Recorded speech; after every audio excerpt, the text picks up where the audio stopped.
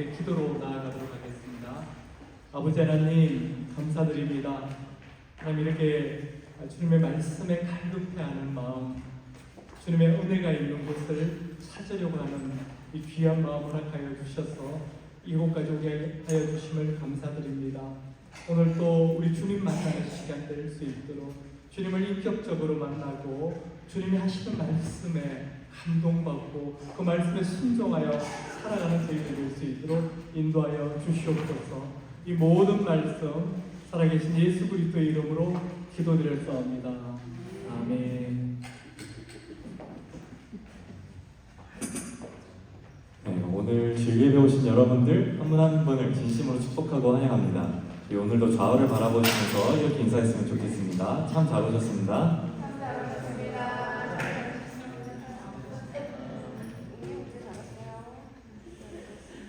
네, 저희 다 같이 일어서서 기쁜 마음으로 주님을 찬양드리기 원합니다.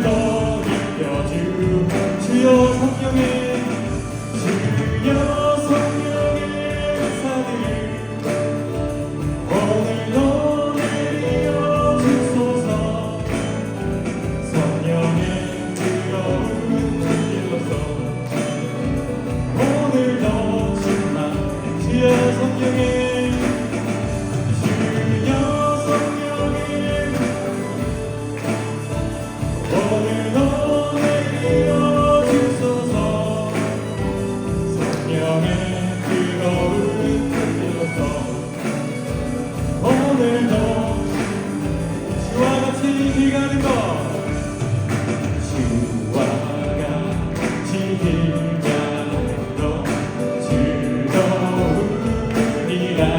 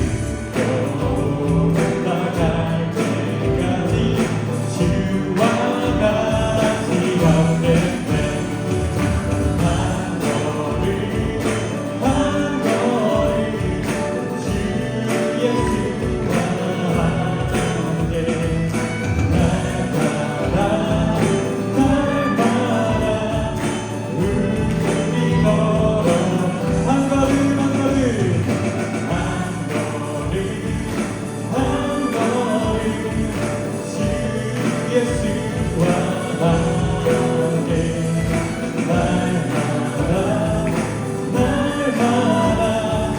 한 번 더 고백하기 원합니다. 한 걸음 한 걸음 한 걸음 한 걸음 주 예수와 함께 날마다 우리 걸어가리. 아멘 아멘. 다 같이 앉으셔서 계속해서 찬양 드리길 원합니다.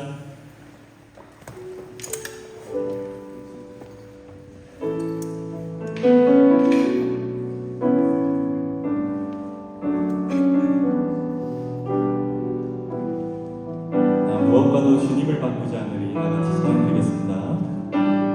무엇과도 주님을 바꾸지 않으리. 다른 어떤 은혜 구하지 않으리.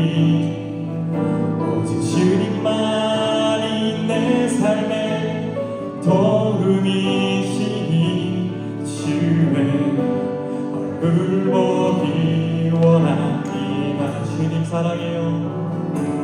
주님 사랑해요.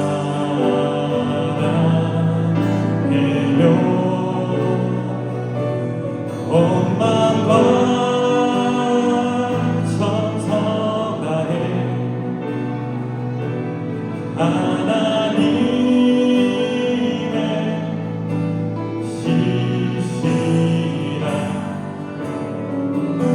친구되기 원합니다.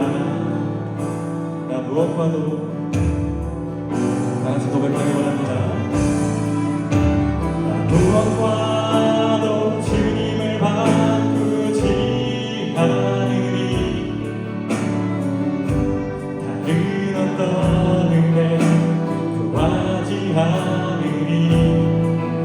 오직 주님만이 내 삶의 도움이시니 주의 얼굴 보고 다시 한번 고백하기 원합니다.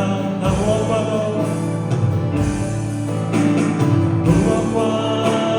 주님을 바꾸지 않으리.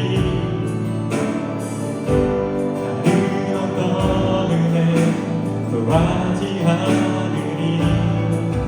오직 주님만이 내 삶의 도움이시니 주의 얼굴 보기. 주님 사랑해요. 주님 사랑해요. 온 마음과 정성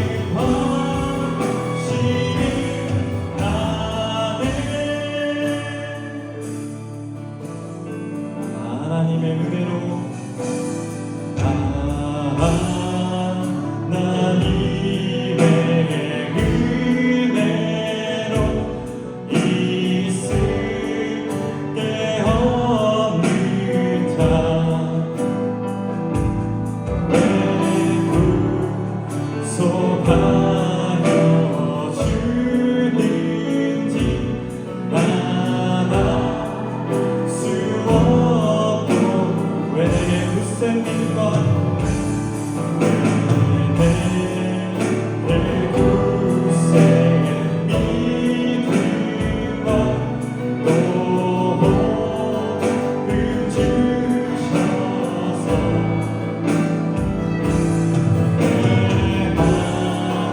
내 마음이 항상 변하지 않았으 내가 믿고 또 의지하는 내가 믿고 또 의지하는 내 모든 영역 사랑하는 주님 그걸 보아주실 것을 나는 확신이가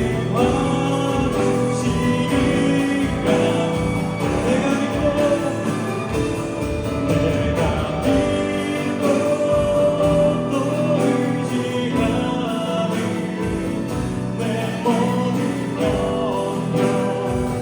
사랑하는 주님 그걸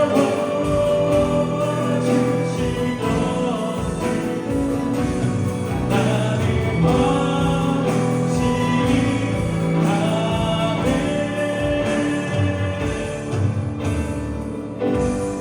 하나님 아버지, 오늘 이 자리에서 예배하게 하심에 감사드립니다. 여기까지 오는 동안 하나님이 모든 것을 하셨음을 고백합니다. 오늘 우리의 예배가 사람을 드러내는 예배가 아니라 여기까지 인도하신 앞으로도 인도하실 하나님만을 높여드리는 예배가 되길 원합니다. 다 같이 예배를 위해서 기도하겠습니다.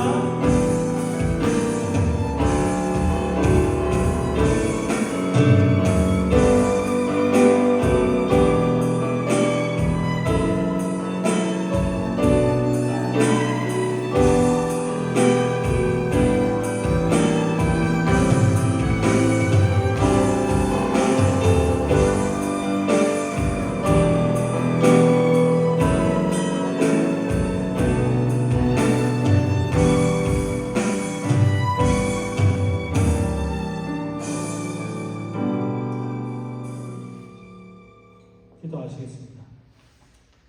만물을 창조하시고 주관하시며 죽을 수밖에 없던 우리들에게 예수 그리스도를 보내시어 구원의 기쁨을 허락하신 주 여호와 하나님을 찬양합니다.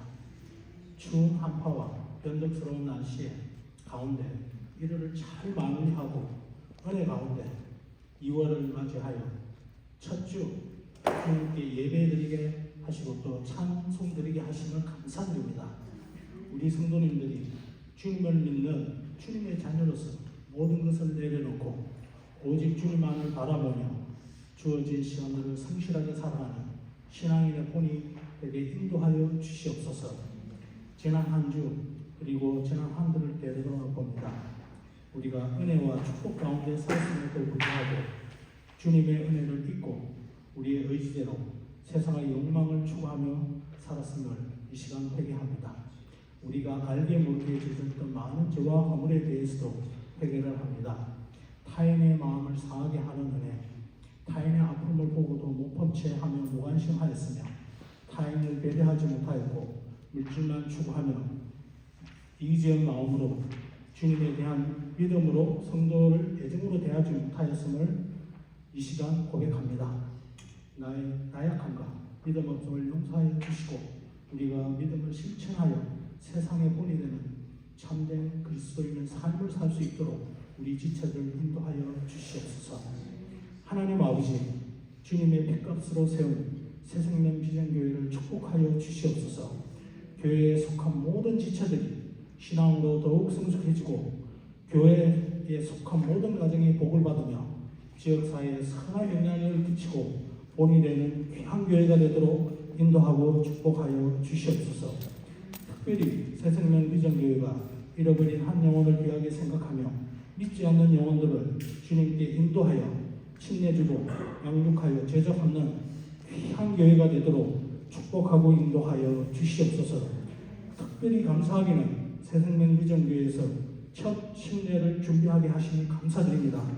이번 침례를 통하여서 땅끝까지 복음을 전하는 주님의 사명을 더욱 잘 감당하여 많은 믿지 않은 영혼들에게 주님을 인도하고 침례주는 귀한 은혜를 허락하여 주시옵소서. 영적 지도자 되시는 원성재 담임 목사님을 위해 기도합니다. 하나님의 지혜로 채워주시고 성령님께서 항상 동행하여 주시어 우리 지체들을 인도하기에 부족함이 없도록 영적으로 충만히 채워 주시옵소서. 새생명 비전교회의 5개 목장을 위해 기도합니다. 우리 목장들이 영혼의 사명을 잘 감당하여 믿지 않는 영혼들을 주님께 인도하여 아버지께 영광 드리는 귀한 축복을 허락하여 주시옵소서. 특별히 목자 목녀님들을 축복하시어 기도와 말씀으로 무장하게 하시고 성령님의 도우심으로 목장 사역을 잘 감당할 수 있도록 인도하여 주시옵소서. 교회 안에 심신이 연약하여 어려움을 당하는 지체, 불경기로 경제적 어려움을 당하는 지체, 또한 관계 어려움을 당하는 지체에 있습니다. 아버지께서 위로하시고 치유하여 주시며 관계를 회복하여 주시고 또 물질적 필요를 공급하여 주시옵소서.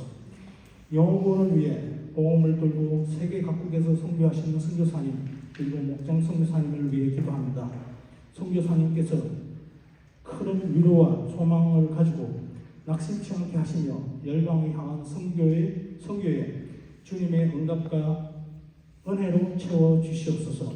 그리고 선교사님의 가족의 안전을 지켜주시며 물질적 필요도 채워 주시옵소서.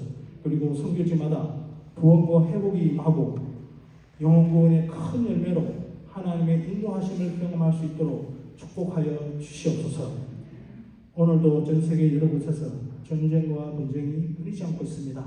이들 분쟁 지역에서 하나님께서 간섭하시어 전쟁을 하루속히 종식하여 무고한 난민과 시민들이 평화롭게 살 수 있도록 길을 열어 주시옵소서. 오늘 이 예배를 위해 준비한 많은 성도들이 있습니다. 그들의 사역에 축복하여 주시고 지치지 않게 하시며 더 많은 은혜로 채워 주시옵소서. 이제 예배로 나아갑니다. 성령님께서 이 예배에 임재하셔서 목사님께서 주님의 말씀을 대변할 때 우리가 결단하고 변화되는 신앙인의 삶을 살 수 있도록 이 시간을 축복하여 주시옵소서. 이 모든 말씀 우리를 구원하신 주 예수님 이름으로 기도드렸습니다.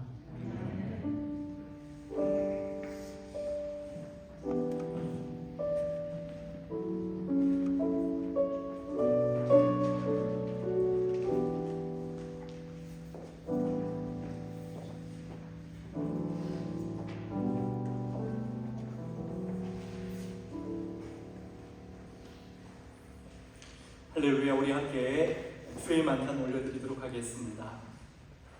우리 성천 의원들은 앞으로 나와주시면 감사하겠습니다.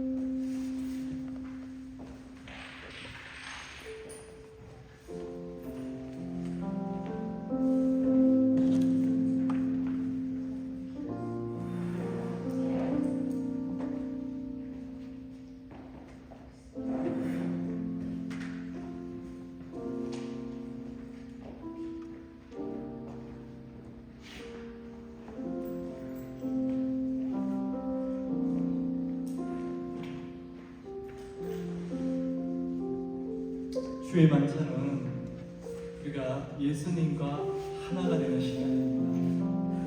예수님께서 우리를 위해서 십자가에서 피 흘려 돌아가시고 우리의 모든 죄를 용서해 주셨기에 우리가 천국에 갈 수 있게 되었다는 것을 믿음으로 받아들이는 시간입니다.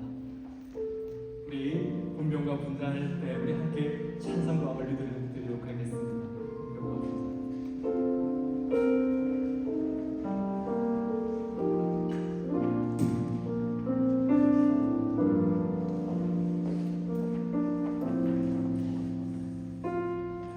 함께 찬송가 144장 예수 나를 위하여 1절과 3절 함께 올려드리도록 하겠습니다.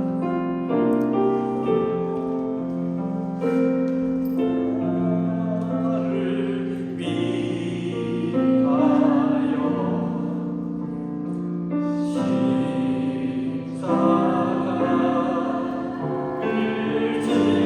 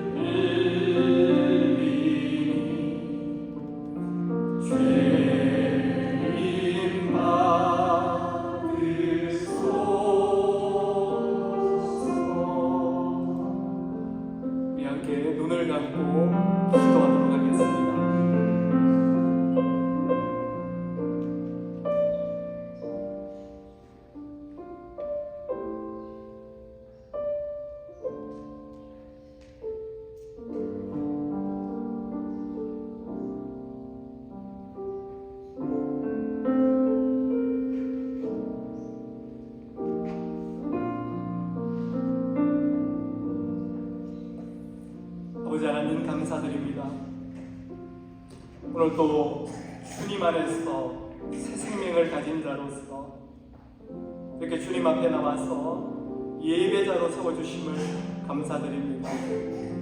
내가 너희에게 전한 것은 주께 받은 것이니 곧 주 예수께서 잡히시던 밤에 떡을 가지사 축사하시고 떼어 이르시되 이것은 너희를 위하는 내 몸이니 이것을 행하여 나를 기념하라 하시고 식후에 또한 그와 같이 잔을 가지시고 이르시되 이 잔은 내 피로 세운 새 언약이니 이것을 행하여 마실 때마다 나를 기념하라 하셨으니 너희가 이 떡을 먹으며 이 잔을 마실 때마다 주의 죽으심을 그가 오실 때까지 전하는 것이니라.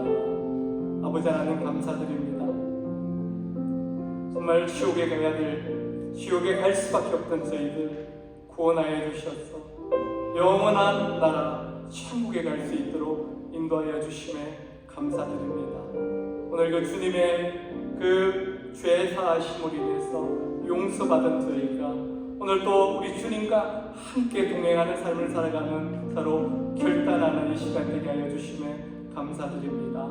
이 모든 말씀 살아계신 예수 그리스도의 이름으로 기도드렸사옵니다. 우리 함께 떡과 잔을 들도록 하겠습니다.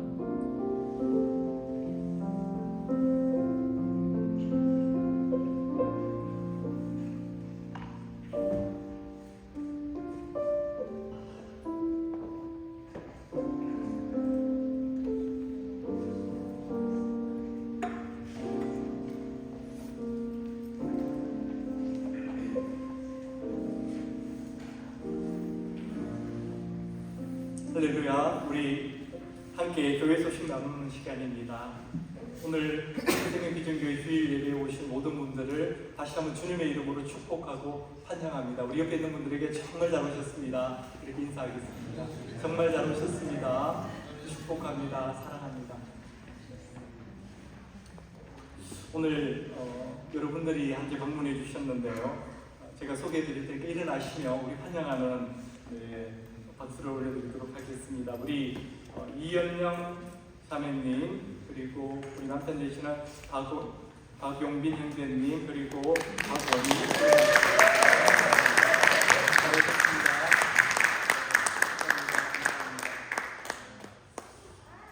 그리고 우리 김영주 집사님, 네, 그리고 유나지나, 네, 그리고 우리 남편 되신 산토스 감사합니다. 정말 잘하셨습니다. 유나지나는 우리 작년 리트릿 때도 같이 했죠. 네, 너무 좋은 시간이었습니다. 우리 앞에 계신 분들은 다 우리 주성희 집사님이 권하셔서 방문하게 되셨습니다. 우리 정수연 네,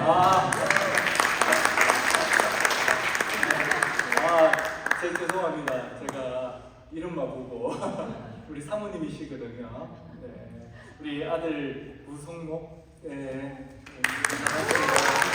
감사합니다. 우리 캘리포니아에서 이렇게 잘 친하게 지내는 우리 목사님, 우리 사모님이시고 아드님이시고, 제가 이렇게 새로운 분들 또 방문하는 분들이 있으면 어떤 징크스가 있는지 아시죠, 여러분들? 우리 성도분들 너무나 잘 아시거든요. 네. 오늘도 그 징크스가 안 없어지는 겁니다. 오늘 마이크가 처음에 안 나오고, 네. 그런 징크스들이 있습니다. 그리고 우리 오늘 신교후에 1시 반부터 2월 11일 둘째 주일에 침례 받으신 분들과의 대화하는 시간이 있습니다. 네. 그리고 오늘 저녁에는 미국 교회 뉴 라이프 커뮤니티 처치, 우리는 뉴 라이프 비전 처치인데 미국 교회 리더십들과 우리 교회 리더십들의 저녁 만찬이 있습니다. 네. 참석하셔야 될 분들은 꼭 기억하시고 5시까지 약속된 장소로 와주시면 감사하겠습니다. 2월 11일에는 침례식이 있습니다. 그리고 이번 주 성경 통독은 레위기 13장부터 27장까지, 그리고 민수기 9장까지 입니다.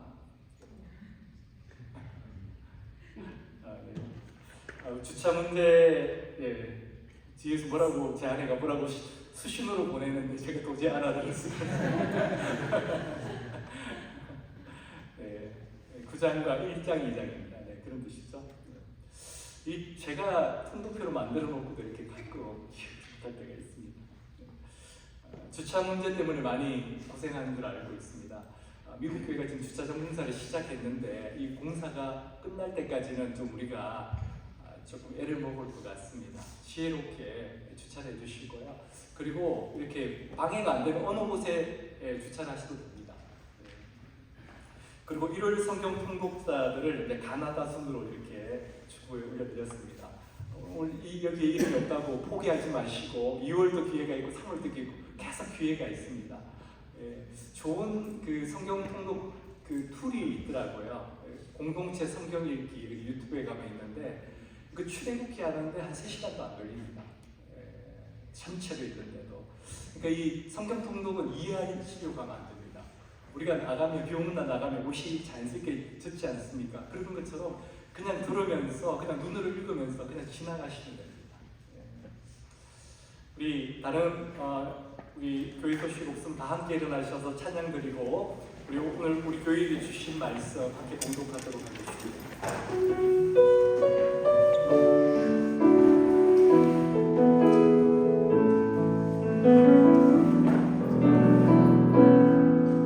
하늘의 문을 여소서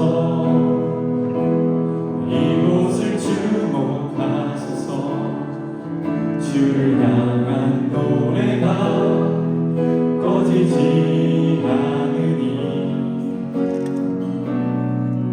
하늘을 열고 오소서 이곳에 임재하소서 주님을 기다립니다. 기도의 향기가 하늘에 닿으니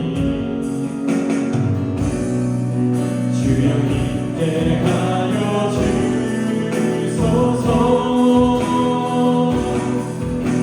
이곳에 오셔서 이곳에 앉으소서 이곳에서 드리는 예배를 받으소서 주님의 이름이 주님의 이름만이 오직 주의 이름만 이곳에 있습니다. 이곳에 오셔서 이곳에 앉으소서 이곳에서 드리는 예배를 받으소서 주님의 이름이 주님의 이름만이 오직 주의 이름만 이곳에 있습니다. 오늘 우리 교회 주시는 말씀은 사도행전 2장 37절에서 47절 말씀입니다. 오늘 우리 교회 주신 하나님의 말씀 사도행전 2장 37절로부터 47절 말씀입니다. 우리 한 목소리로 봉독하도록 하겠습니다. 그들이 이 말을 듣고 마음에 찔려 베드로와 다른 사도들에게 물어 이르되 형제들아 우리가 어찌할꼬 하거늘 베드로가 이르되 너희가 회개하여 각각 예수 그리스도의 이름으로 침례를 받고 죄사함을 받으라. 그리하면 성령의 선물을 받으리니 이 약속은 너희와 너희 자녀와 모든 먼데 사람 곧 주 우리 하나님이 얼마든지 부르시는 자들에게 하신 것이라 하고 또 여러 말로 확정하여 권하여 이르되 너희가 이 패역한 세대에서 구원을 받으라 하니 그 말을 받은 사람들은 침례를 받음에 이날에 신도의 수가 3,000이나 다하더라. 그들이 사도의 가르침을 받아 서로 교제하고 떡을 떼며 오로지 기도하기를 힘쓰니라. 사람마다 두려워하는데 사도들로 말미암아 기사와 표적이 많이 나타나니 믿는 사람이 다 함께 있어 모든 물건을 서로 통용하고 또 재산과 소유를 팔아 각 사람의 필요를 따라 나눠주며 날마다 마음을 같이하여 성전에 모이기를 힘쓰고 집에서 떡을 떼며 기쁨과 순전한 마음으로 음식을 먹고 하나님을 찬미하며 또 온 백성에게 칭송을 받으니 주께서 구원받는 사람을 날마다 더하게 하시니라. 아멘. 앉으시면 아버지 하나님 감사드립니다. 오늘 이렇게 한 마음으로 한 곳에 마치 마가의 다락방에 하나님 택하신 자들을 모아주셨듯이 모이게 하심에 감사드립니다. 오늘 이곳에도 마가의 다락방에 임한 그 성령을 부어주시옵소서. 저희들의 머리끝부터 발끝까지 온전히 성령으로 충만하게 되는 역사 있게 하여 주시옵소서. 아버지 하나님, 그래서 저희들의 안에 있는 모든 이 혼란스러움들, 우리 힘으로는 어쩔 수 없는 이 어려운 문제들, 오늘 이 시간 다 해결받고 돌아가는 저희들 될 수 있도록 역사하여 주시옵소서. 저희들의 생각과 마음을 붙들고 있는 이 악한 것들이 떠나가는 역사,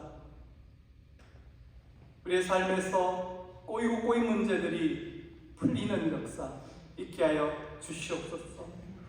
오늘 주신 말씀 온전히 깨닫는 은혜를 허락하여 주시옵소서.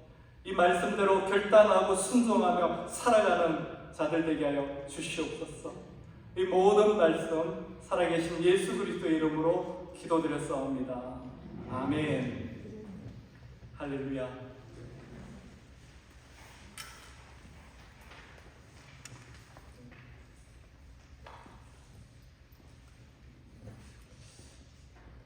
오늘도 심상치 않습니다. 제가 징크스 말씀드렸죠. 우리 교회 새로 이렇게 방문하시는 분들이 계시면요, 제가 그날 설교가 굉장히 힘들어집니다. 여러분 다 경험하셨을 것입니다. 우리 박현선 자매님, 그렇죠? 박현선 자매 오셨을 때 지금 세 번째 나오고 계신데요, 두 분 계속 힘들었습니다.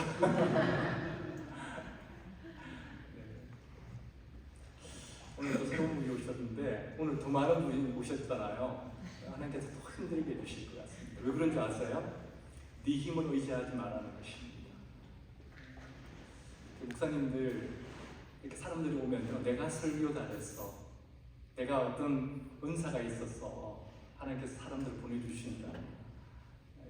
근데 네 힘을 의지하지 말라는 것입니다. 너의 공로가 아니라는 것을 우리 하나님께서 통량하게 아시게 하기 위해서 힘들게 하시는 것입니다. 마가의 다락방에 성령의 권능이 있습니다. 예루살렘을 떠나지 말고 아버지께서 약속하신 것, 성령을 기다리라 하는 예수님의 말씀을 믿고 순종한 120명의 성도들에게 성령의 권능이 임했습니다. 베드로에게 성령이 임했습니다. 다른 열한 제자애들에게도 성령이 임했습니다. 그곳에 있던 모든 성도들이 세상 사람들로부터는 세술에 취했다는 소리를 들을 정도로 성령으로 충만하게 되었습니다. 여러분 계속 세술에 취해 계십니까? 취해 계십니까? 깨시면 안 됩니다. 계속 취해 계셔야 됩니다.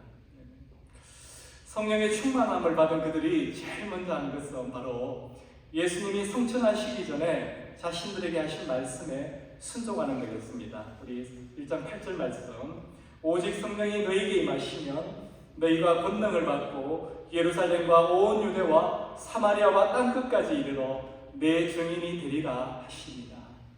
이 말씀에 순종하는 거였어요. 다락방에 숨어서 두려워서 떨고 있던 그들이 담대하게 예루살렘 거리로 나와서 소리 높여 외치게 됩니다.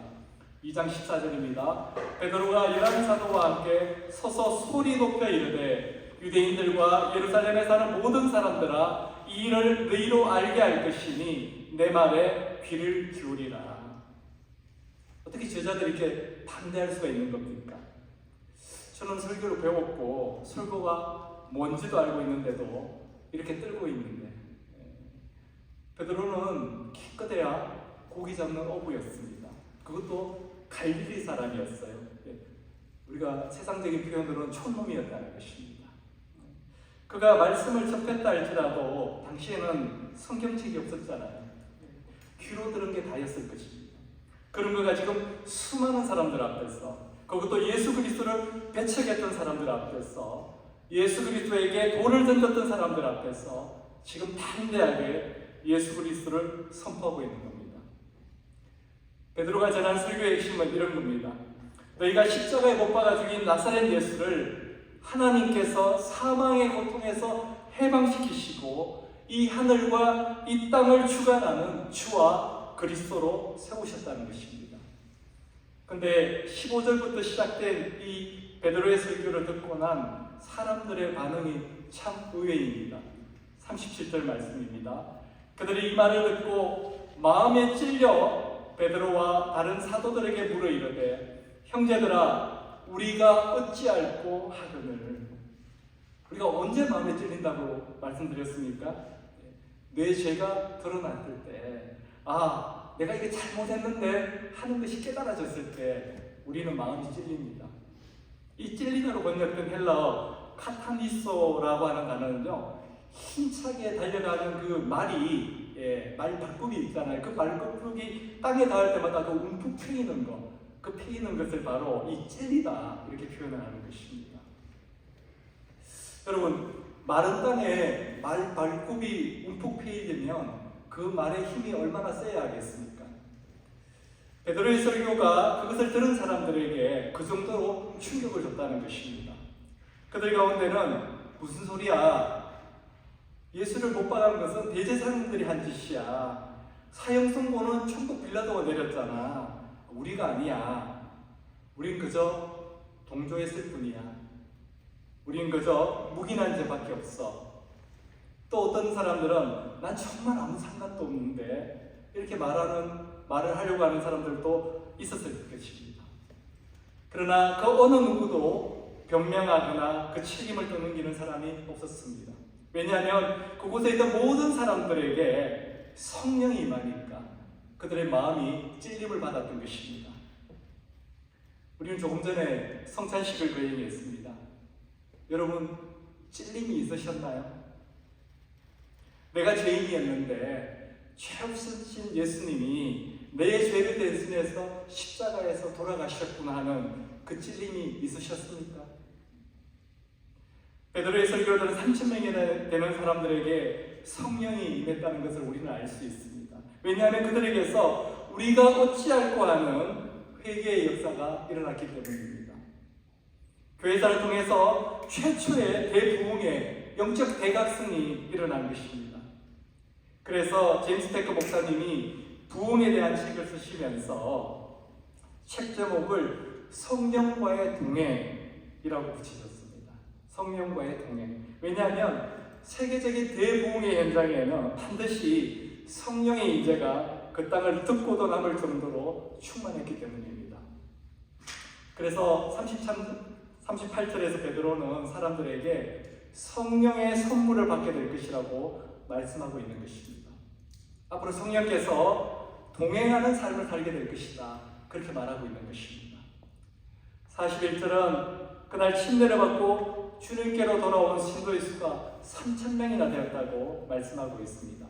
이 3,000이라는 숫자는요, 남자만 카운트한 숫자입니다. 그래서 여자와 아이까지 합치면 훨씬 더 많은 사람들이 그날 주님께로 돌아왔다는 것입니다. 42절부터는 그렇게 탄생한 교회의 원형, 신약교회의 모습을 우리에게 보여주고 있습니다. 오늘 좀 더 말씀을 나누기 전에 오늘 이 자리에 계신 분들에게 여쭤보고 싶은 말씀이 있습니다. 모든 성경의 말씀이 하나님의 말씀이라는 것을 여러분 믿으십니까? 네. 그렇습니다. 성경에는 모든 말씀이 하나님의 말씀이라는 것은 성경 내용 중에 어느 하나도 무의미하다는 것이 없다는 것입니다. 하나님께서 그 말씀을 기록하신 이유가 다 있다는 것입니다. 그렇기 때문에 우리가 진정한 그리스도인이라면 성경에 기록되어 있는 모든 말씀에 늘 우리의 삶을 비춰보아야 한다는 것입니다. 왜냐하면 성경 말씀에 우리의 삶을 비추어 볼 때야 비로소 우리의 진짜 모습을 볼 수 있기 때문입니다. 마치 거울을 보는 것과도 같은 것입니다. 저는 오늘 아침에도 거울을 보고 나갔습니다. 우리가 왜 거울을 보는 거죠? 제가 옆에 있는 아내에게 물어봤습니다. 당신 왜 거울을 왜 봐? 이렇게 물어봤더니 얼굴에 뭐 묻은 거 있는지 보려고 이렇게 대답을 했습니다. 여자분들 화장할 때 말고는 대부분 그렇지 않습니까? 식사하고 나서 혹시나 이 사이에 고춧가루가 끼었는지, 남자들은 넥타이가 삐뚤어지지 않았나, 뭐 묻은 게 없나, 정말 자신의 추한 모습, 잘못된 모습을 바로잡기 위해서 우리는 거울을 보게 됩니다. 우리에게 성경을 주신 중요한 일 중에 하나가 바로 우리의 추한 삶의 모습, 잘못된 삶의 모습을 바로잡기 위해서입니다. 하나님의 말씀에 우리를 온전히 있는 그대로 비춰보라는 거죠. 그런데 우리는 하나님의 말씀을 내 자신의 상황이나 형편에 따라 취사 선택하는 경우가 많습니다. 보고 싶은 것만 본다는 거죠. 여기서 우리 그리스도인들의 삶의 불행이 시작되는 것입니다. 예를 들면 이런 것입니다.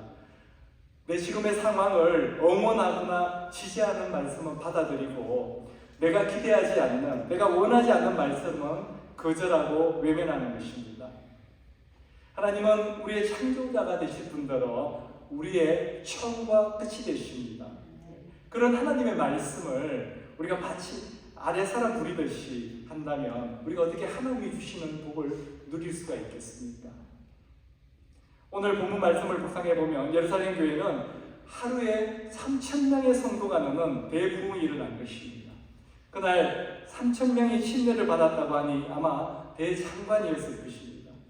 베드로가 설교를 시작하면서 지금이 아침 9시라고 그렇게 이야기했습니다. 그러면 아침 9시부터 해가 지기 전까지 약 한 9시간 동안 그 3,000명이 침례를 받아야만 되었습니다. 그렇다면 한 시간에 남자만 하더라도요 330명 이상이 침례를 받아야만 했습니다. 그러면 이 많은 인원의 침례를 주기 위해서는 12사도가 동시에 침례를 베풀었을 것입니다. 그리고 3,000명의 사람들이 예루살렘 여기저기에 물이 있는 곳마다 가서 침례를 받았을 것입니다. 3,000명이나 되는 사람들이 물속에 푹 잠겼다가 다시 올라오는 그 모습을 그려보면 정말 대장관이었을 것이라고 생각이 듭니다. 오늘 본문 46절, 47절은 그렇게 침례를 받은 3,000명이나 되는 성도들이 어떤 삶을 살았는지를, 그 이후의 삶을 말씀하고 있습니다.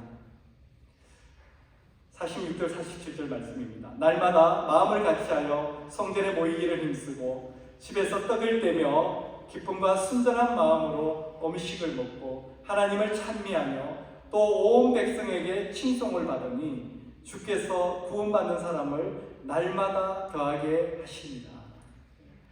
그들은 성전에서는 말할 것도 없고 집집마다 돌아가며 함께 모이기를 힘썼다는 것입니다.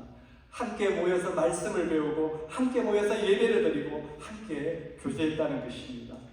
세상 사람들은 그런 그리스도인들을 또 칭송했다고, 또 우리 주님께서는 구원받는 자들을 날마다 더하셨다고 성경은 말씀하고 있습니다. 근데 46절, 47절을 보니까 여러분 어떻습니까? 새로운 것이 있습니까? 왜냐하면 본문의 내용이 우리 교회 가운데서도 실제로 일어나고 있기 때문입니다. 새로운 것이 없죠. 세계 어느 곳을 가더라도 한인 그리스도인들의 특징은 모이는 데 힘쓴다는 것입니다. 어지간하면 한국 사람들은 모이면 교회를 세우고 중국 분들은 모이면 식당을 세운다는 그런 말이 있겠습니까? 우리 그리스도인들은 예배는 물론이고 성경 공부와 목장 모임에도 열심히 참여합니다. 오늘 본문의 말씀이 우리 한인 그리스도인들과 한국 교회 속에서 잘 지켜지고 있긴 하지만은, 그러나 당시의 그 신약 교회와 오늘날 우리 교회 사이에는 차이점이 하나 있습니다. 본문에 나타난 신약 교회는 세상 사람들로부터 칭송을 받은 반면에 오늘날 우리 교회와 그리스도인들은 칭송보다는 비판과 비난의 대상이 되어 있다는 것입니다.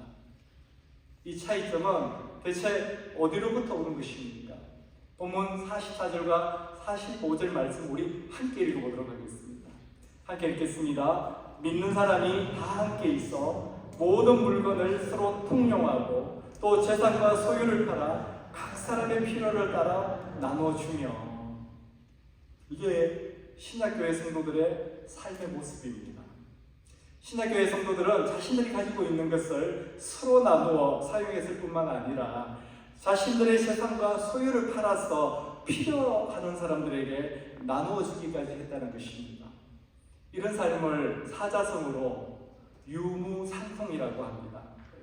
있을 유, 없을 무. 그러니까 있는 것과 없는 것은 상통, 서로 통한다는 것입니다. 있는 사람은 자기의 것을 내어놓고 없는 사람은 그 내어놓은 것을 필요에 따라 사용하는 것을 뜻하는 이야기입니다.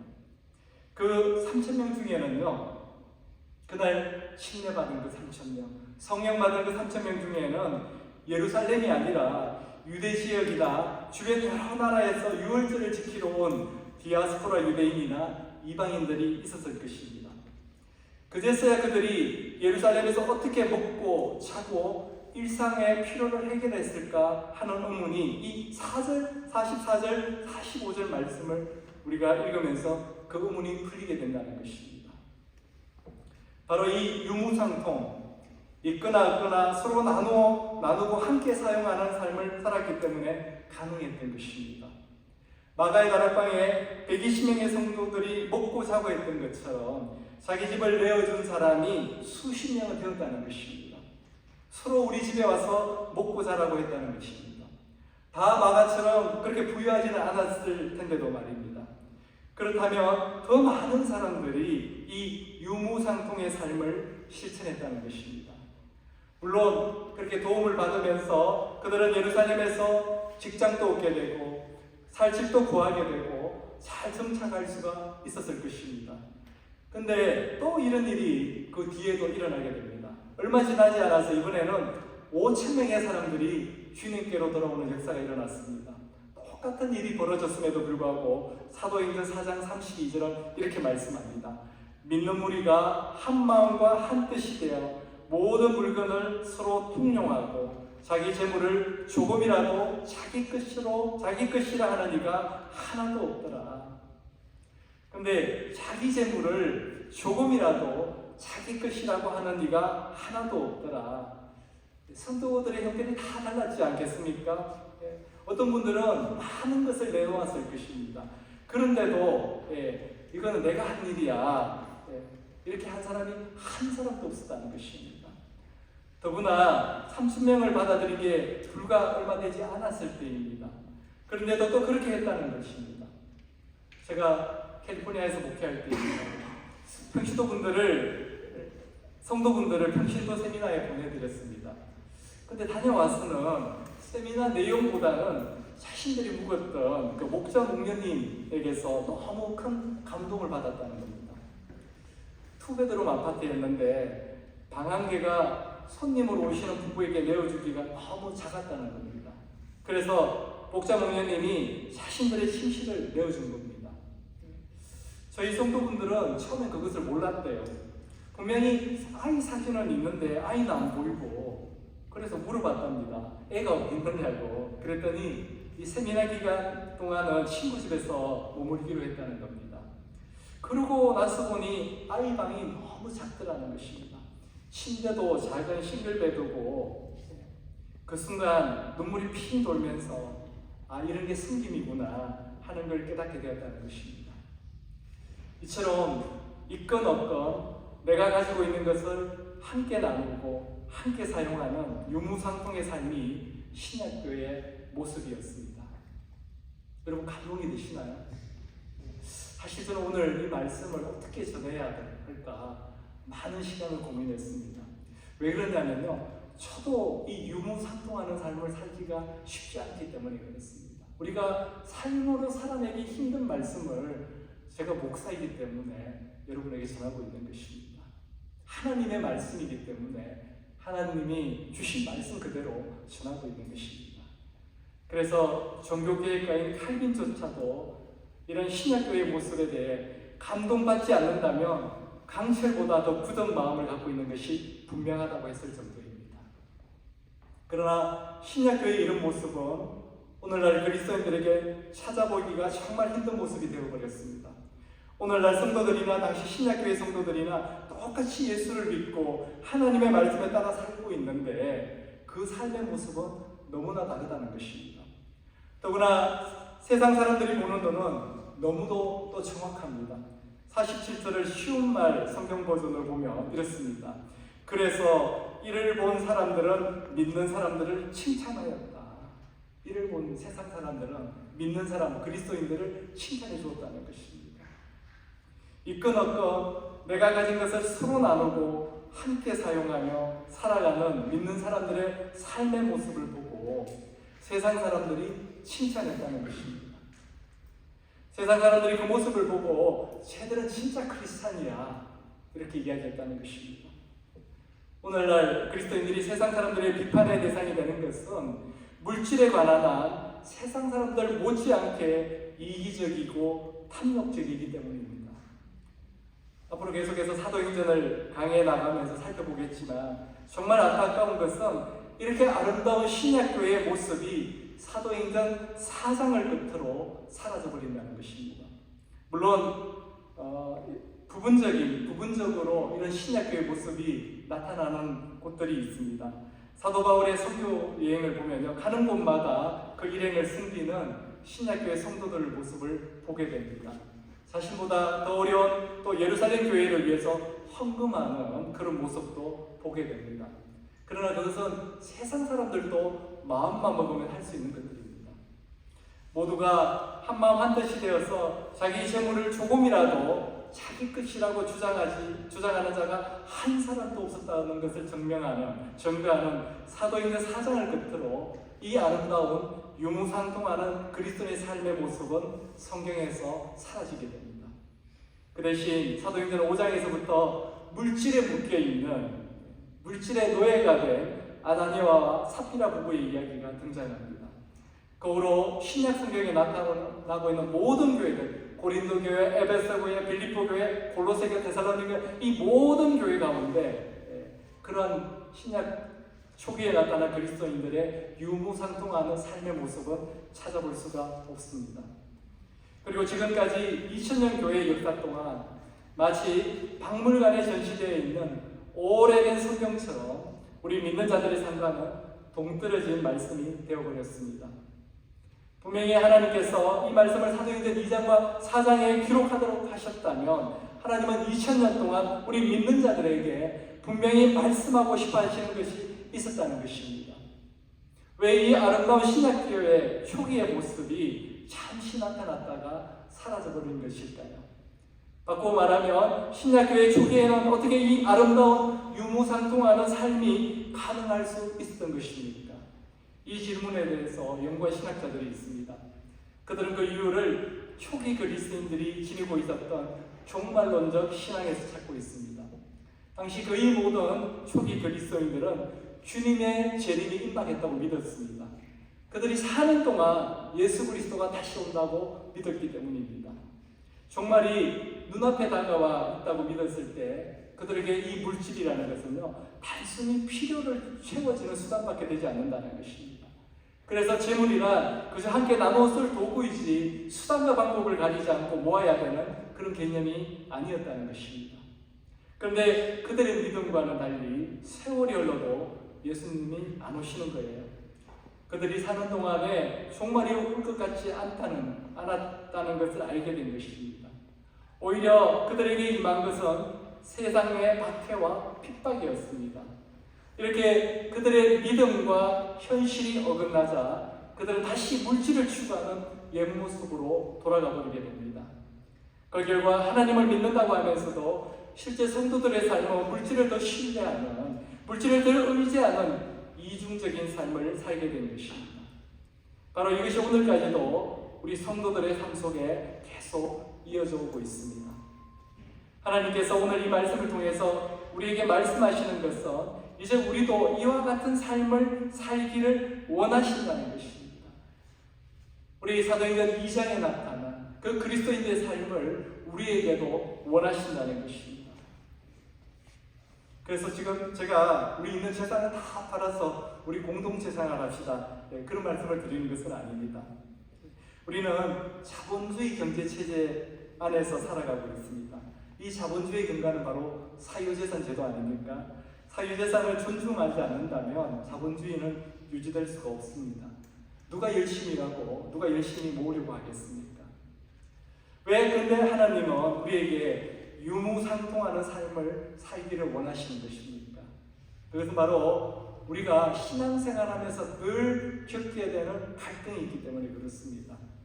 우리 그리스도인들이 하나님의 말씀에 자신의 삶을 비춰보면서 겪게 되는 가장 큰 갈등이 뭐라고 생각하십니까? 내가 말씀대로 살지 못하기 때문에 괴로워하는 부분이 있지 않습니까? 우리가 신앙생활을 하면서 불편해하고 힘들어하는 부분은 바로 두 가지입니다. 하나는 대인관계고요. 하나는 물질 문제입니다. 대인관계에서 말씀대로 살지 못하기 때문에 또 물질 문제에서 신앙의 양심을 지키지 못하기 때문에 우리 그리스도인들은 괴로워한다는 것입니다. 사랑해야 되는데, 용서해야 되는데 내 자존심 허락하지 않는 겁니다. 내가 조금 도와줘야 되는데 내 필요가 먼저 보이는 겁니다. 말씀대로 살지 못하는 것입니다. 이게 바로 죄의 문제이고 오늘 이 자리에 계신 여러분의 문제 아닙니까? 이것은 제가 지금 겪고 있는 문제이기도 하고 또 지금까지 성도들의 삶 가운데서 제가 많이 목격한 문제입니다. 많은 그리스도인들이 인간관계를 해치면서까지 물질을 더 추구하는 모습을 종종 보게 됩니다. 결국 내 신앙과 내 삶의 모습 사이의 그 괴리 때문에 힘들어하는 것입니다. 그 갈등의 가장 큰 요인이 바로 물질이라는 것입니다. 여러분 잘 아시지 않습니까? 물질 때문에 부모 자식 간 관계가 단절됩니다. 물질 때문에 형제 간의 관계가 뒤틀리게 됩니다. 그렇게 친했던 20년 지기, 30년 지기 친구가 갑자기 물질 때문에 원수가 됩니다. 이 물질 때문에. 근데 이렇게 사는 것이 말씀에 비춰봤을 때 삐뚤어진 삶인 줄 알면서도 그냥 이렇게 사는 것이 예수 그리스도를 믿는 우리 그리스도인들의 올바른 선택이 될 수 있습니까? 차라리 오늘 본문을 통해서 하나님이 말씀하시는 있건 없건 서로 나눠주고 함께 사용하는 이 유무상통하는 삶의 방식을 우리 삶으로 받아들이는 것은 어떻습니까?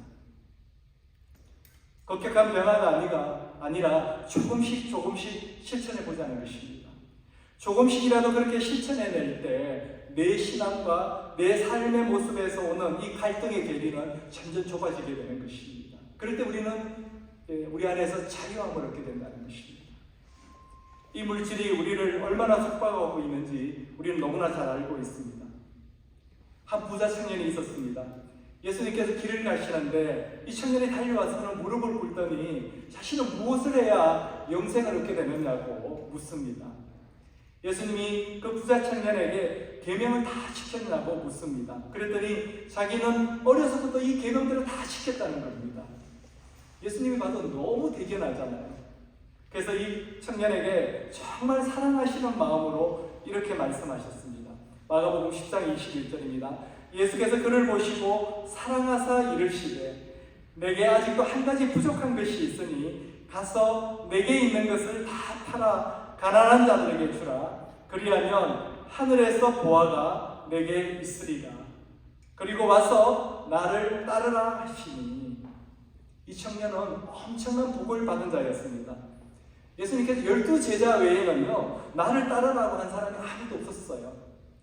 지금 이 청년은요 예수님의 제자가 되는 복이 지금 바로 눈앞에 있는 겁니다. 근데 22절은 이렇게 말씀합니다. 그 사람은 재물이 많은 거로 이 말씀으로 인하여 슬픈 기색을 띠고 근심하며 가리라. 재물이 많은 거로 그 기회를 포기했다는 것입니다. 너무 안타깝지 않습니까? 예수님의 제자가 될 기회를 놓쳐버린 것입니다. 실상은 놓쳐버린 게 아니고 포기한 거죠. 쳐버린 겁니다. 재물 때문에, 재물이 많았어. 마태, 마가, 누가 공관복음에 등장하는 이 청년인데요. 부자이고 젊고 관원이었습니다. 지금으로 말하면 고위 관료였다는 것입니다. 거기다가 영생을 아는 것을 보니 신앙도 좋았습니다. 예의도 발랐어요. 예수님께 무릎을 꿇지 않습니까? 제게 딸이 있다면 살이 삼고 싶은 친구입니다. 다 갖췄는데, 이렇게 다 갖췄는데 예수님이 그 청년에게 뭐라고 하십니까? 내게 한 가지 부족한 것이 있다고 하십니다. 이 부자 청년이 신앙생활하면서 늘 부딪히는 문제가 바로 이 물질의 문제였다는 것입니다. 예수님은 그것을 아시고 계십니다. 다른 말씀은 다 지키는데, 다른 율법은 다 지키는데 이 물질 문제만큼은 순종이 안 되는 것입니다. 그것이 이 청년에게 한 가지 부족한 것이었습니다. 그래서 우리에게 초기 그리스도인들이 가졌던 그 종말론적 신앙이 필요한 것입니다. 이단이나 사이비 종교가 주장하는 그런 불건전한 종말론이 아니라 건강한 성경적인 종말 신앙이 우리에게 필요하다는 것입니다. 종말에는 두 가지 종말이 있습니다. 첫째는 우주적 종말입니다. 역사적 종말이라고도 이야기하는 분들이 계십니다. 인류 역사의 종말과 함께 예수님께서 재림하시고 하나님의 심판이 시작된다는 것입니다. 2세기에 시한부 종말론을 주장했던 몬타누스라는 사람이 있었습니다. 이 사람이 시한부 종말을 주장하자 그 사람을 따르는 사람들 구름대같이 일어났습니다. 이 사람이 주장하는 것이 바로 우주적 종말이었습니다. 이 우주적 종말이 임했다고 믿었을 때 사람들은 물질을 초월할 수 있었습니다. 그러나 자신들이 이 우주적 종말과 멀어졌다고 인식되는 순간 그들은 다시 그들의 물질이 그들의 삶의 우선순위가 되어버렸습니다. 이것은 우리에게 아주 중요한 깨달음을 주고 있습니다. 시한부 종말론자들의 예언은 모두 빗나갔고 그들 집단이 예의 없이 이단과 살기로 정죄되긴 했지만 역사적으로 인간은 종말론적 신앙을 지닐 때에만 현실의 삶 속에서 물질을 초월할 수 있다는 것입니다. 또 다른 종말은 바로 개인적인 종말입니다. 우주적 종말이 아니라 우리가 사는 동안 임할지는 하나님 위에는, 이 우주적 종말은 우리가 사는 동안 임할지는 하나님 위에는 아무도 알지 못합니다. 그러나 모든 인간에게 개인적인 종말은 반드시 임하게 되어 있습니다. 이 세상에 태어난 인간이라면 그 누구도 피할 수 없는 것이 이 개개인에게 다가오는 죽음이라는 것입니다. 이 세상은 끝나지 않아도 이 세상에서 우리의 생이 끝나는 개인적인 종말은 반드시 오게 마련이고 바로 그날 우리 각자는 벌거벗은 몸으로 주님 앞에 서게 된다는 것입니다. 하나님의 심판대 앞에 서게 된다는 것입니다. 이것을 믿는 것이 바로 종말론적 신앙입니다. 이 종말론적 신앙을 지냈다에만 이 세상 속에 살면서도 물질을 초월하는 사도행전 2장에 나타난 성도들의 삶을 살아내는 진정한 그리스도인이 될 수 있다는 것입니다. 오늘 본문 속에 나타난 초기 그리스도인들이 임박한 그 종말을 믿었을 때 그들은 자신들의 물질을 아무렇게 허비하거나 탕진하지 않았습니다. 사재기도 하지 않았습니다. 오히려 그들은 자신들의 재물을 하나님 앞에 내어놓고 하나님 앞에서 필요로 하는 사람들에게 그 물질을 나누어 주었습니다. 그래서 우리는 오늘 본문을 통해서 신약교회 교인들이 가지고 있었던 바른 성경적인 물질관을 배울 수가 있습니다. 첫째, 그들이 지니고 있는 물질이 하나님께로부터 왔음을 알고 있었습니다. 물질에 관한 자신들은 청지기에 지나지 않는다는 것을 인식하고 있었다는 것입니다. 내가 누리고 있는 이 모든 것의 주인이 하늘에 계시다는 것입니다. 나는 그것을 맡아 관리하는 매니저, 청지기에 불과하다는 것입니다. 둘째, 그들에게 주어진 물질은 자신들만을 위한 것이 아니라 그 물질 안에는 반드시 타인을 위한 몫이 포함되어 있다는 것을 그들은 믿었습니다. 하나님께서 물질을 주신 것은 나만을 위해서 쓰라고 주신 것이 아니라 누군가와 나누어 쓰게 하기 위해서 주셨다는 것을 믿고 있었던 것입니다. 바꿔 말하면 물질에 관한 그들은 마지막 송창력이 아니라 하나님께서 주신 물질들을 나누고 보내는 통로임을 바르게 인식하고 있었던 것입니다. 세 번째로 그들은 자신들을 위해서 필요한 것조차도 하나님 앞에서 사용했습니다.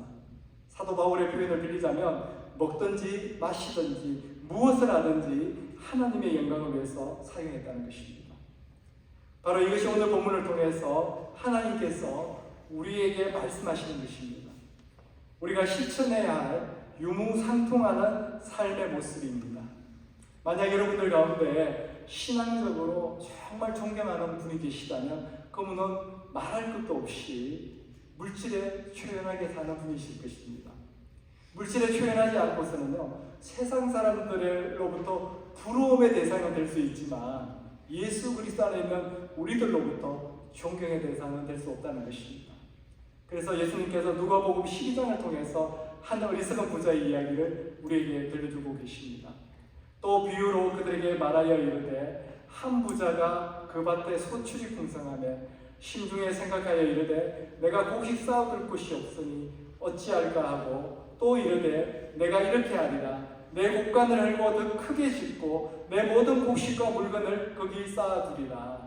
또 내가 내 영혼에게 이르되 영혼아 여러의 쓸 물건을 많이 쌓아두었으니 평안히 쉬고 먹고 마시고 즐거워하자 하리라 하되 하나님은 이르시되 어리석은 자여 오늘 밤에 내 영혼을 도로 찾으리니 그러면 내 준비한 것이 누구의 것이 되겠느냐 하셨으니 자기를 위하여 재물을 쌓아두고 하나님께 대하여 부여하지 못한 자가 이와 같으니라.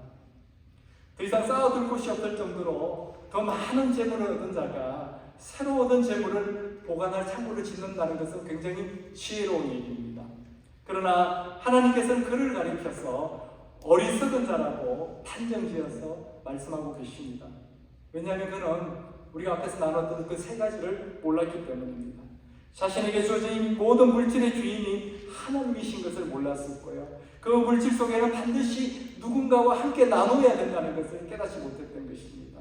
무엇보다도 자기 코끝에 임박한 자기의 개인적인 종말을 알지 못하고 있었던 것입니다. 그런 자의 삶이 동경의 대상이 될지언정 절대로 존경과 경외함의 대상이 될 수 없었다는 것입니다. 마침내 그의 코끝에 호흡이 멈추게 되고 하나님의 부르심을 받게 되었을 때 그는 태산처럼 쌓아뒀던 그 많은 재물 중에서 무엇 하나 가지고 갈 수가 없었다고 합니다. 가져가기는커녕 하나님의 준엄한 심판을 받아야만 했습니다. 그제야 자신의 그릇된 삶을 깨닫고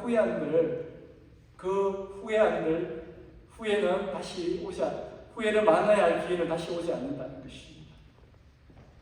모든 인간에게 이 땅에서 인생은 한 번밖에 없기 때문에 그렇습니다. 이런 관점에서 그는 참으로 어리석은 인간의 모델이 되었던 것입니다. 우리가 사는 동안은 비록 우주적 종말이 오지 않는다 하더라도 우리 개인의 종말인 죽음은 우리 코앞에 다가오고 있음을 잊지 말아야 합니다. 그날 하나님 앞에 들고 갈 수 없는 것 때문에 하나님과 사람을 동시에 잃어버리는 어리석인 그리스도인이 되어서는 안 되겠습니다. 오히려 주님의 다시 오심을 온전히 믿고 기다리는 종말론적 신앙을 가지고 물질에 묶이지 않는 삶을 살아가는 저와 여러분이 되기를 주님의 이름으로 축원합니다. 함께 기도하겠습니다. 아버지 하나님 감사드립니다. 오늘도 이 부족한 종을 통해서 하나님의 말씀을 전하게 하여 주시니 감사드립니다. 오늘 조금 부족했지만 하나님은 언제나 충만하시고 부족하지 않으신 분이십니다. 오늘 이 말씀이 오늘에게는 저를 비롯해서 우리 모든 자들의 마음에 각인이 되었어. 오늘 주신 이 말씀을 믿고 따라가는 자들 될 수 있도록 인도하여 주시옵소서. 유무상통하는 삶의 모습 저희들의 삶 가운데 있게 하여 주시옵소서. 우리에게 주어진 모든 물질의 주인이 주님이심을 고백하게 하여 주시고 그 물질 가운데는 정말 이웃과 나눠야 될 몫이 있다는 것을 깨닫게 하여 주시옵소서. 무엇보다도 우리의 코끝에 종말이 다가오고 있다는 것 그것을 깨닫게 하여 주시옵소서. 이 모든 말씀 살아계신 예수 그리스도 이름으로 기도드렸사옵니다. 아멘. 우리 오늘 말씀 생각하면서 이 찬양 함께 올려드리기 원합니다.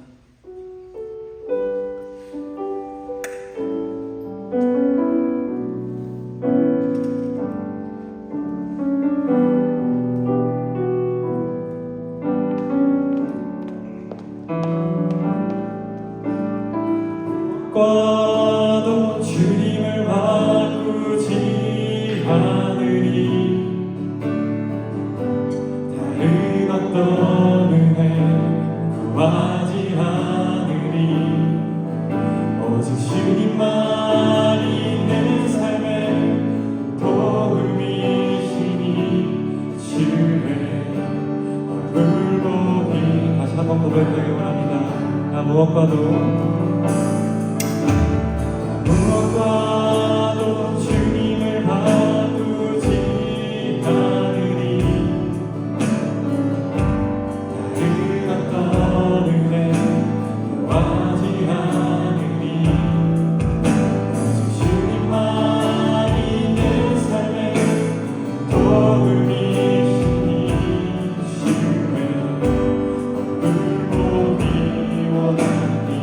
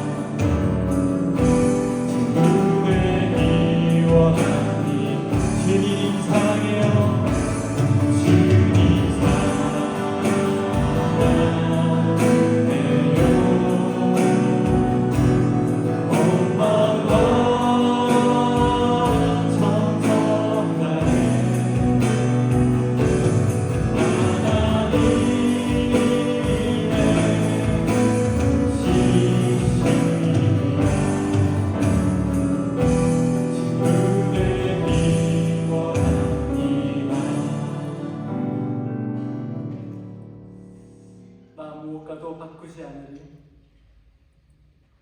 제가 프랑크푸르트에 우리 담임 목사님 모시고 간 적이 있습니다. 그 프랑크푸르트 사랑의 교회에서 집회를 하는데 2박 3일 집회 기간 동안 항상 앞에 나와서 찬양을 인도하는 자매가 있었습니다. 자기 몸에 반도 넘을 만한 기타를 메고 나와서 항상 찬양을 부를 때 이 찬양을 첫 곡에 불렀습니다. 이제 20살 조금 넘어가는 이 자매, 그 유학 생활이 얼마나 힘들고 얼마나 피곤하고 또 얼마나 집이 생각나고 교회가 생각이 났겠습니까? 나 무엇과도 주님을 바꾸지 않으리. 그 자매가 이 찬양을 드리는데 정말 저 자매는 우리 주님과 어떤 것도 바꾸지 않을 거라는 그 확신이 들었습니다. 오늘 우리 주님께서 우리에게 묻고 계십니다. 우리 각자에게 한 가지 부족한 것이 무엇이 있냐고 묻고 계십니다. 우리가 주님과 바꾸고 있는 그 무엇은 무엇입니까? 그 한 가지는 무엇입니까? 우리가 무엇 때문에 말씀대로 살지 못하고 우리의 모든 것 되시는 주님과 그것을 바꾸는 그 아픔, 그 갈등을 겪어가면서 신앙생활을 하고 있는 것입니까? 오늘 그 한 가지를 내려놓고 해결하는 시간이 되길 원합니다. 그것이 물질의 문제라면 그 물질의 문제를 우리 주님께 온전히 맡겨드리는 우리가 되기를 원합니다. 우리 삶 가운데 우리 주님과 바꾸려고 하는 말씀대로 살아가지 못하는 그 한 가지를 두고 오늘 우리 함께 기도하는 시간 갖도록 하겠습니다. 살아계신 하나님 아버지 감사드립니다. 하나님 우리의 삶 가운데 그 한 가지 우리 주님과도 바꾸고 그 신앙의 양심을 세우고 있는 그 한 가지를 깨닫게 하여 주시옵소서. 생각나게 하여 주시고 하나님 아버지 오늘 그 문제가 해결하는 저희들에게 주시옵소서. 아버지 하나님 그것이 물질의 문제라면 하나님 우리의 생각과 마음을 온전히 주장하여 주시옵소서. 하나님 아버지 그 물질의 묶임으로부터 해결하고 해방되는 역사가 우리 삶 가운데 하여 주시옵소서. 아버지 하나님 그것이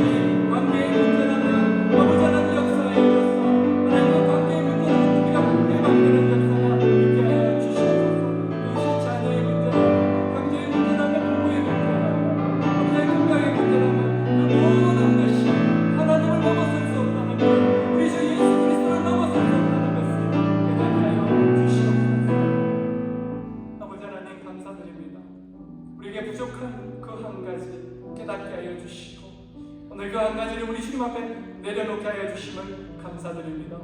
아버지 하나님, 오늘도 기쁜 마음으로 자원하는 마음으로 오늘 이 물질을 드립니다. 아버지 하나님, 이 물질을 드리는 손길마다 축복하여 주시고 은혜 베풀어 주시고 하나님, 그 가정 가운데 그들의 삶 가운데 있는 아버지 그 일터 가운데 있는 모든 묶임의 문제들, 아버지 하나님 막힘의 문제들이 형통하게 되는 역사 있게 하여 주시옵소서.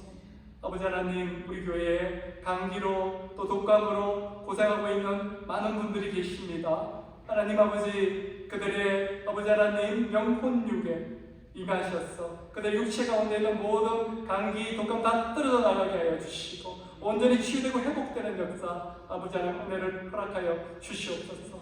이 모든 말씀 살아계신 예수 그리스도 이름으로 기도드렸사옵니다. 아멘. 우리 다 함께 일어나셔서 데살로니가 말씀 우리 서로에게 권면해드리고 교회 종 불러드리고 찬양 드리다가 축도로 예배 마치도록 하겠습니다. 우리 함께 데살로니가전서 5장 13절에서 18절 말씀 사랑하는 마음으로 우리 서로에게 권면하도록 하겠습니다. 여러분은 서로 화목하게 지내십시오. 형제자매 여러분, 여러분에게 권면합니다. 무질서하게 사는 사람을 훈계하고 마음이 약한 사람을 격려하고 힘이 없는 사람을 도와주고 모든 사람에게 오래 참으십시오. 아무도 악으로 악을 갚지 말고 도리어 서로에게 모든 사람에게 항상 좋은 일을 하려고 애쓰십시오. 항상 기뻐하십시오. 끊임없이 기도하십시오. 모든 일에 감사하십시오. 이것이 그리스도 예수 안에서 여러분에게 바라시는 하나님의 뜻입니다. 아멘.